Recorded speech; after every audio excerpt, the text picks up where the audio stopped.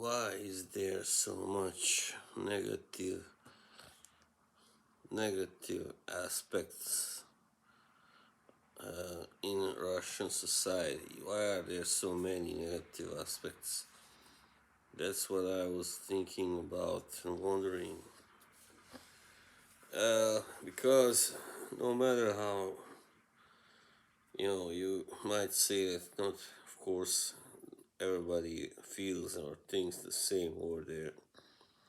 There is still a lot, there seems to be quite a lot of both racism, homophobia, and yeah, things like that over there. Even misogyny to an extent. Yeah. Um, I don't know really. I mean, if you look at the history of Russia, you know that that's always been a very turbulent place. But that's not so, that was the case with many other countries, of course, back then in the older times anyway. But the problem is, I guess, it's first of all, the modernization period there didn't start until the later half of the 18th century with Peter the Great. But it didn't quite reach its zenith. It didn't get to reach uh, because it's such a vast country, of course, which always had its share of poverty as well. A lot of peasants, yeah. You had Cossacks also there, who they were also actually peasants, just that they were like a peasant army. And they were poor. I mean, many of them were poor actually. They were not rich people, most of them. So you had the serfs, of course, the serf system, who was only abolished when the Bolshevik Revolution came. Yeah, so, it's just, I believe, as I said, that it never quite got completely modernized, and the values that were already there present in many Western countries never quite were implemented there successfully, and also because of the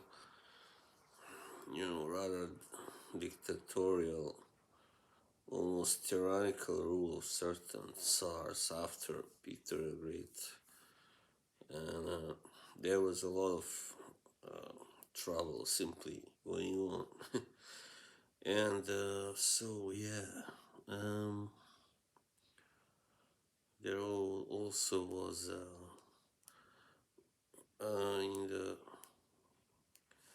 in the early 20th century, of course, you had a lot of conflicts going on.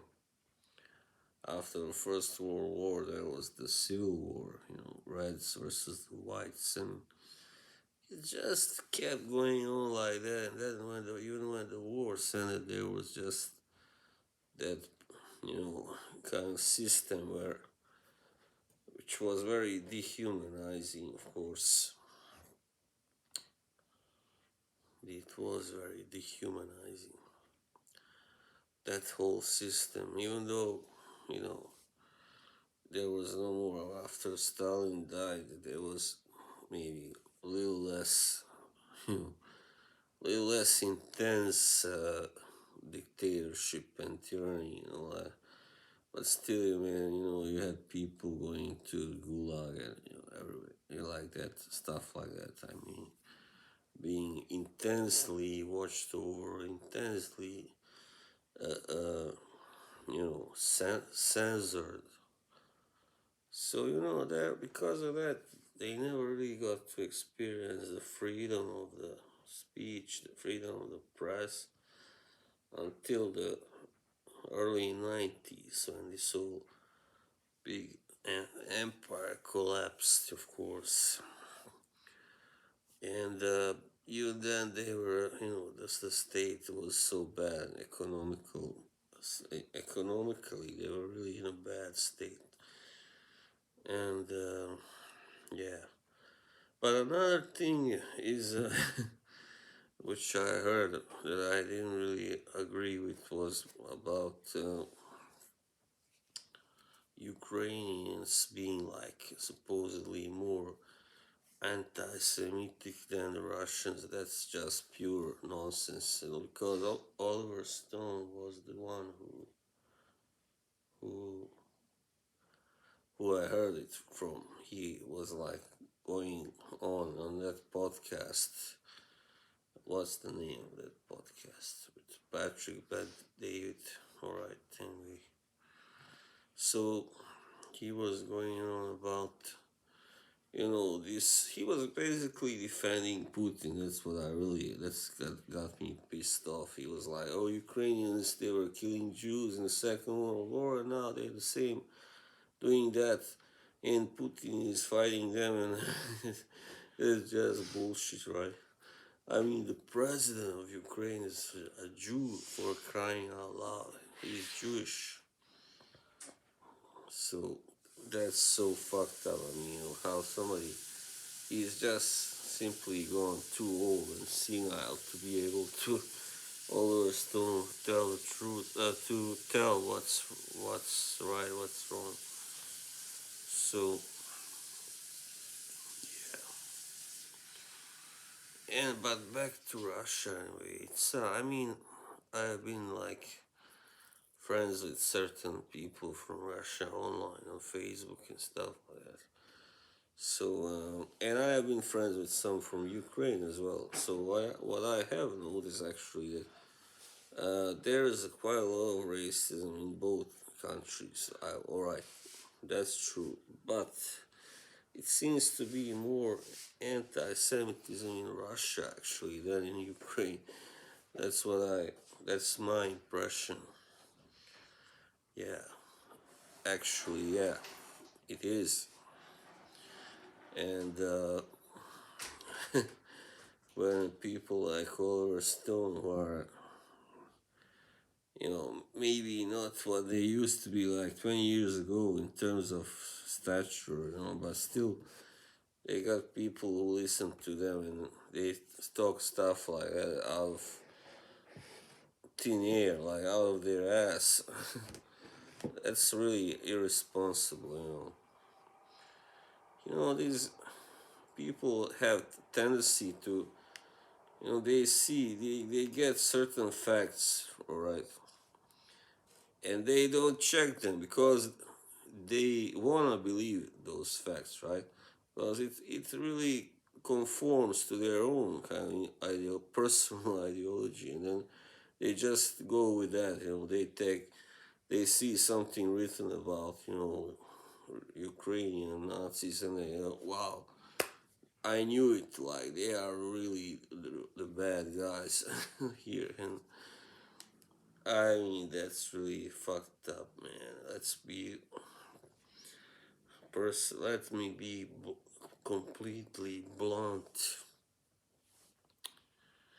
So as I said, yeah. I mean, still, the difference is not big, of course, and it cannot be when it comes to stuff like this because for such a long time they were all one country. They were part of the same kind of society, the same kind of culture. Russia, Ukraine, Belarus, of course, and of course they are close. They have more things in common, for instance, than Russia and Georgia, or Ukraine and Georgia, right? They are both Slavic countries, of course, mostly Slavic. Well, Russians do have certain amount of non-Slavic blood, of course. Maybe Ukrainians, yeah, I guess so too. But anyway, they are basically Slavic speaking people and Georgians are not, right? Or you got maybe, let's say, Kazakhstan, because Kazakhstan has always been very tight with Russia and still is. And even though some Russians live there, it's basically not a Slavic nation. But anyway, yeah, I mean, there's a lot of homophobia and racism going on in Russia for certain. And what really annoys me and most other people, I believe, here in the more Western, more progressive countries, is that they seem to enjoy that. You know, like they really like doing. I mean, I don't know how to put this. It's like they like provoking others with that. It's like they are proud of being so, so wrong. They are proud of it. Like, yeah, we are. We hate, you know, we hate the. I'm not gonna say the word the gays. We hate blacks. We hate Jews. Whatever. And there's, yeah, of course. So it's really it's hypocrisy when a guy like Putin accuses someone else of being anti-Semitic and neo-Nazi when a lot of the stuff that you yourself stand for and defend can be and is associated with that ideology, right? So you know, just look at yourself first.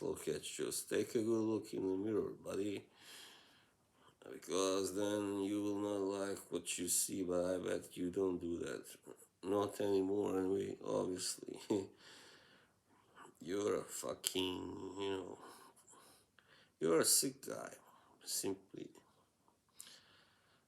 So that's all I had to say for now. See you.